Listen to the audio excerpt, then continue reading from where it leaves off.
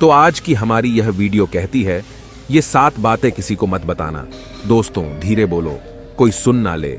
ये बात हम सबके कानों में पड़ी होगी और हमारे मुंह से भी कई बार निकली होगी, लेकिन सोचने की बात यह है कि ये वाक्य कब कब हमारे मुंह से निकलता है और कब कब हमारे कानों में पड़ता है, क्योंकि ऐसे काफी गुप्त राज होते हैं जो हम दूसरों के कानों में पड़ने नहीं देना चाहते। और अक्सर परिवार में अशांति का कारण हम स्वयं ही होते हैं। हम इस बात को देख पाए या भले ना देख पाए, पर यही असली सच है, क्योंकि जाने अनजाने में मूर्खतावश हम खुद ही अपनी वह बातें दूसरों को बता देते हैं जो हमें कभी नहीं बतानी चाहिए। और वही बातें जो जाने अनजाने में हमने किसी दूसरे के सामने बता दी थी, वही हमारे दुख का कारण बन जाता है, वही हमारे झगड़े का कारण बन जाता है, और फिर हम पछतावे के अलावा कुछ नहीं कर पाते। बाद में हमें पछतावा होता है कि मुझे यह बात किसी को बतानी नहीं चाहिए थी। मेरी ही गलती हुई कि मैंने जाने अनजाने में यह बात सभी को बता दी। इसीलिए आज की इस बौद्ध कहानी में आपको जो बातें मैं सुनाने वाला हूं, उसे सुनने के बाद आपको वो 7 ऐसी बातें पता चलेगी जो आपको कभी किसी को नहीं बतानी चाहिए। और तो और ये जो 7 बातें हैं, ये आपको अपने पास क्यों रखनी है, इसका कारण भी मैं आपको समझाऊंगा। इन 7 बातों के अलावा अगर आपको लगता है कि कोई बात ऐसी है जो मुझसे छूट गई है, तो कमेंट सेक्शन में जरूर बताना। इससे पहले कि आप इस बौद्ध कहानी में खो जाए, इस चैनल को सब्सक्राइब जरूर कर लें। तो चलिए कहानी शुरू करते हैं। एक समय की बात है, एक नगर में रामू नाम का एक युवक रहता था। वह युवक बहुत गरीब था, कुछ पैसा नहीं था। उसके पास 2 वक्त की दाल रोटी भी बड़ी मुश्किल से उसे नसीब होती थी। किसी काम की तलाश में दिन रात खोज करने पर भी उसे कोई काम नहीं मिल रहा था। फिर एक दिन उसने अपनी पत्नी के सामने अपनी सारी समस्या बता दी। उसने अपनी पत्नी को कहा, मैं जिस जगह भी काम मांगने के लिए जाता हूं, तो हर कोई मुझे यह कहकर काम नहीं देता कि हमारे यहां काम की जरूरत नहीं है। मैं काम की तलाश कर करके थक चुका हूं। मुझे समझ नहीं आता कि मैं तुम लोगों का पेट कैसे भरूं, अपने बच्चों को कैसे पालूंगा, और यह चिंता मुझे दिन रात खाए जा रही है। यह सुनकर उसकी पत्नी ने कुछ सोचकर कहा, तुम एक आदमी के पास सिर्फ एक बार ही काम मांगने के लिए जाते हो, और जब वह काम नहीं देता तो तुम दोबारा उसके पास नहीं जाते। अगर तुम्हें उनसे काम लेना है तो तुम्हें हमदर्दी जतानी होगी, तुम्हें उनसे हमदर्दी हासिल करनी होगी, अपनी गरीबी दिखानी होगी, ताकि वह लोग तुम्हारी मजबूरी समझकर तुम्हें काम पर रख ले। इसलिए शर्म मत करो, उन्हें अपनी मजबूरी बताओ, अपनी गरीबी बताओ, और इसी उपाय से तुम काम पा सकते हो। यह बात रामू के मस्तिष्क में बैठ गई। अगले दिन काम मांगने के लिए वह उसी सेठ के पास पहुंचा जहां पर वह पिछले दिन काम मांगने के लिए गया था। लेकिन इस बार उसने हाथ जोड़कर उस सेठ से प्रार्थना की, उससे विनती की कि वह बहुत गरीब है और उसे काम की बहुत आवश्यकता है। वह जो कुछ भी उसे देंगे वह उसमें संतुष्ट हो जाएगा, पर कृपया करके मुझे अपने यहां काम पर रख ले। उसकी यह हालत देखकर उस सेठ ने उसे अपने यहां काम पर रख लिया। वह रोज वहां पर काम पर जाने लगा। अंदर ही अंदर वह खुश तो था कि उसे काम तो मिल गया, लेकिन उसे वेतन दूसरे लोगों से कम मिलता था। वही काम जो दूसरे लोग कर रहे थे, उन्हें ज्यादा वेतन मिल रहा था और उसे कम वेतन मिल रहा था। जब इस बारे में उसने अपने सेठ से कहा, तो सेठ ने कहा कि देखो भाई, तुम्हें काम की जरूरत थी, मैंने तुम्हें काम दिया। मेरा धन्यवाद करने की बजाय तुम मुझसे शिकायत कर रहे हो। यह कैसी एहसान फरामोशी है। यह सुनकर रामू वहीं पर चुप हो गया। बात कहीं ना कहीं सत्य थी। सच थी कि सेठ ने तो उसे उसकी मजबूरी के हिसाब से ही काम दिया था, और इसीलिए वह उसे अपने अनुसार ही वेतन देता था। लेकिन धीरे धीरे उसने यह बात अपने सगे संबंधियों और अपने दोस्तों को भी बताना शुरू कर दी कि उसका सेठ कैसा आदमी है और उसे कितना वेतन देता है। समय बीतता रहा और रामू पूरी लगन के साथ अपना काम करता रहा। लेकिन अब परिस्थितियां बदलने लगी थीं। सेठ अब रामू से दूसरे लोगों से ज्यादा काम लेता था और उनसे कम वेतन उसे देता था। यह बात रामू के मन को बहुत खलती थी।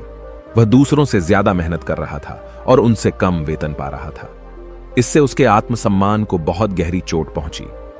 अब धीरे धीरे उसका मन अपने काम से हटने लगा। उसका मन काम में लगता ही नहीं था।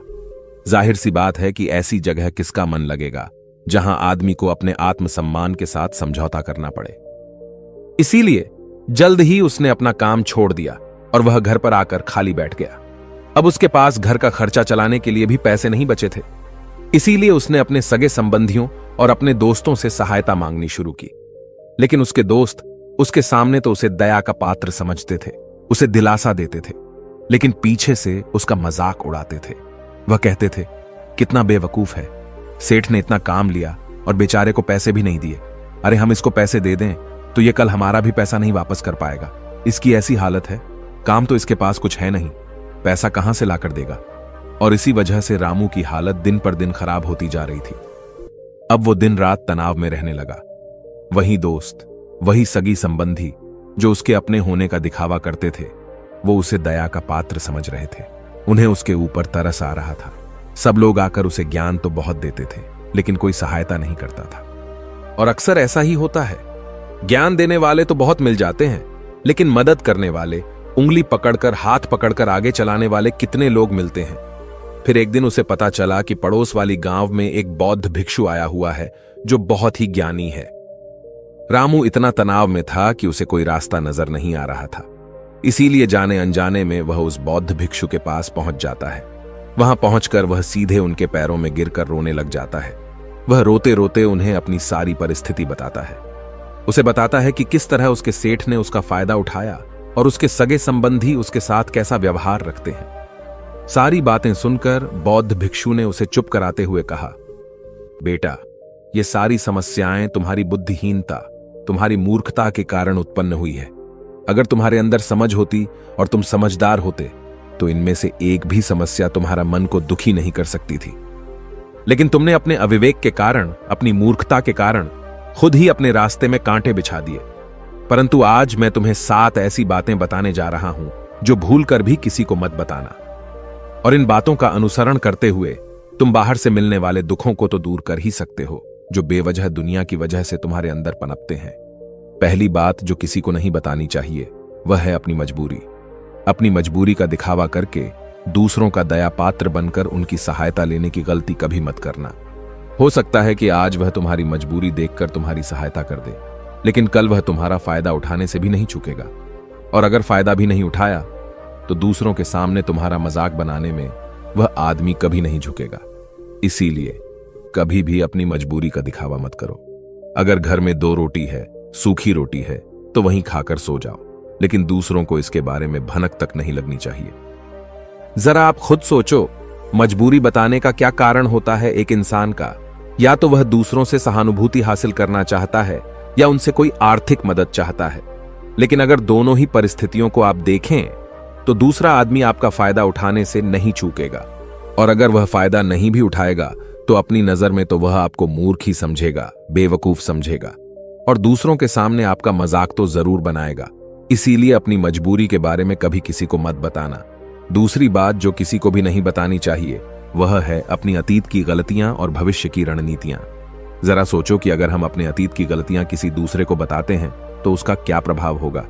वह गलतियां तो ठीक नहीं की जा सकती, जाहिर है, तो उन्हें बताने का क्या कारण रह जाता है? आप अपने अंधेरे पक्ष को खुद दुनिया के सामने बता रहे हो, खुद अपनी गलतियां दूसरों के सामने बता रहे हो। इससे उस आदमी की नजर में आपका चरित्र कमजोर हो जाएगा और वह भविष्य में हमेशा आपको उसी नजरिए से देखेगा। इसीलिए किसी भी आदमी की नजर में अपना चरित्र गठित मत होने दो। और जरा सोचो कि आप व्यर्थ में ही अपने भविष्य की रणनीतियां दूसरों के सामने बता रहे हो। जो लोग आपके काम का हिस्सा ही नहीं है, उनके सामने अपने भविष्य की रणनीतियां, अपनी डींगे हाँकने का क्या फायदा? वह लोग आपकी सहायता तो नहीं करेंगे, लेकिन आपकी भविष्य की रणनीतियों में बाधा जरूर बन सकते हैं।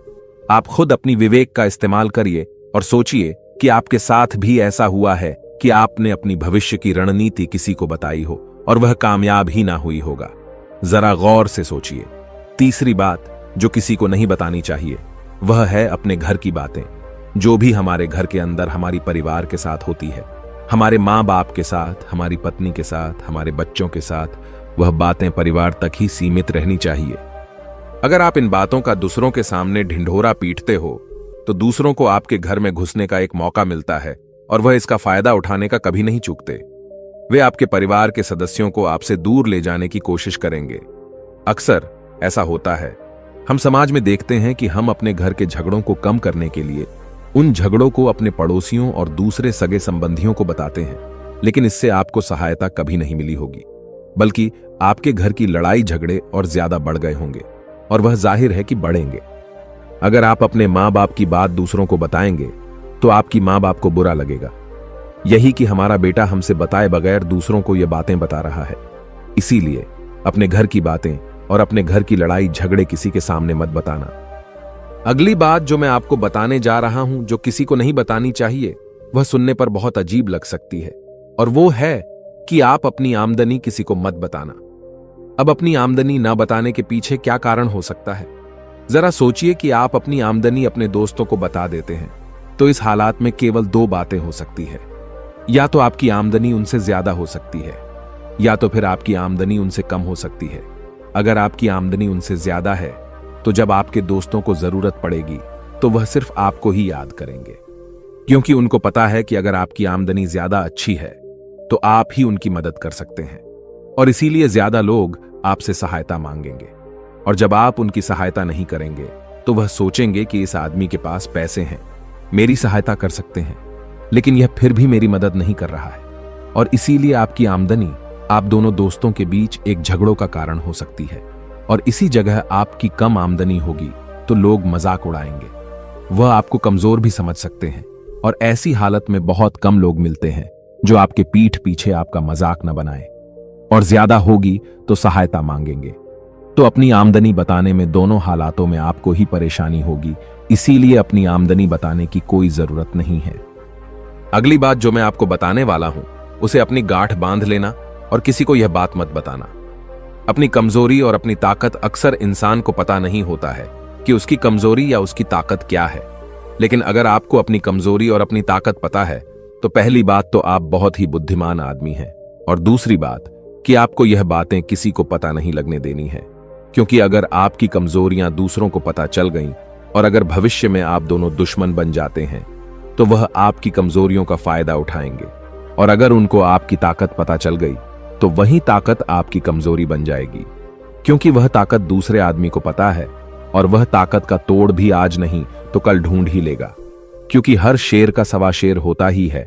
ऐसा भी हो सकता है कि इसके बाद आपको उनसे हमेशा दब के रहना पड़े। अगली बात जो किसी को नहीं बतानी चाहिए वह है अपने मित्रों और दुश्मनों के बारे में। अपने मित्रों के साथ बात करना और उनके साथ अपने दोस्तों और दुश्मनों के बारे में आपके अनुभव और विचारों को बताना अच्छा हो सकता है, लेकिन ध्यान और सावधानी से। अगर आप अपने मित्रों के बारे में दूसरों को बताते हैं तो वे आपके मित्रों के साथ खिचड़ी पका सकते हैं और आपको धोखा दे सकते हैं। आपके गहरे मित्रों को आपसे दूर करने का प्रयास कर सकते हैं। आमतौर पर सामान्य लोग ऐसा नहीं करते, लेकिन आपके दुश्मन ऐसा करने की कोशिश कर सकते हैं। वे आपके गहरे मित्रों को आपसे दूर करने की कोशिश कर सकते हैं। दूसरी ओर आपके शत्रु के बारे में भी किसी को नहीं बताना चाहिए, क्योंकि आज का मित्र कल आपका दुश्मन बन सकता है, और वह आपके दुश्मन के साथ मिलकर आपको हानि पहुंचा सकता है और धोखा दे सकता है। इसलिए अपने सबसे अच्छे दोस्तों के बारे में भी अपने दुश्मनों के बारे में कभी बात नहीं करनी चाहिए। आखिरी बात में मैं यह कहना चाहता हूं कि जब आप दान करते हैं तो उसके बारे में भी किसी को मत बताएं, नहीं तो दान करना व्यर्थ हो जाता है, बेकार हो जाता है। जब आप अपने दान का ढिंढोरा पीटते हैं तो आप यह बता रहे होते हैं कि आप कितने बड़े दानी पुरुष हैं, और यह आपके अंदर एक अहंकार पैदा करेगा। इसीलिए दान जितना गुप्त रूप से किया जाए उतना ही अच्छा होता है, उतना ही फलदायी होता है कि आप और ज्यादा जागृत रहे। आप खुद उन बातों के बारे में सोचें और हमें कमेंट में जरूर बताएं कि आपको ये बातें सच लगी या नहीं, और इनके अलावा भी अगर आप कुछ जानते जो हम यहां बताना भूल गए हैं तो उन बातों को भी कमेंट सेक्शन में जरूर डालें। उम्मीद है कि आपको यह वीडियो पसंद आई होगी, तो आप हमारे दूसरे चैनल प्रोग्रेस इंस्पायर्ड पर भी एक नजर जरूर डालें, क्योंकि उस चैनल पर आपको बिल्कुल नई और अलग कहानियां मिलेंगी। इसी के साथ मैं आपका शुक्रिया करता हूं पूरी वीडियो देखने के लिए, और वीडियो को एक लाइक करना मत भूलिएगा। तो चलिए मिलते हैं अगली वीडियो में फिर एक नई कहानी और एक नए मैसेज के साथ। नमो बुद्धाय।